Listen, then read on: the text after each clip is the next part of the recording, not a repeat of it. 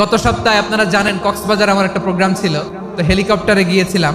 ফেনী জেলা যখন পার হচ্ছি আমি দেখলাম 3টা উইন্ডমিল চিনেন তো, বিশাল পিলার, 3টা-4টা পাখা থাকে। বায়ু বিদ্যুৎ কেন্দ্র, বাংলাদেশের প্রথম বায়ু বিদ্যুৎ কেন্দ্র এটা, মোহরি প্রজেক্ট বলে এটা সম্ভবত।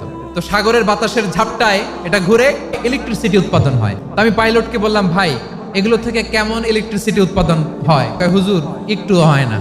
বলে, হুজুর বাংলাদেশে যত উইন্ডমিল আছে এটার পাখা একটাও ঘুরে না।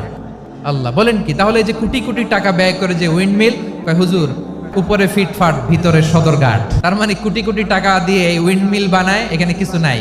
দুর্নীতির আড্ডাখানা, আখড়াখানা বাংলাদেশ। শুধু ওনাদের দোষ দিয়ে কি লাভ?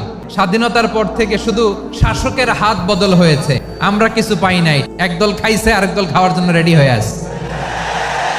আমরা চাই স্বাধীন সার্বভৌম বাংলাদেশ, আমরা চাই দুর্নীতিমুক্ত বাংলাদেশ।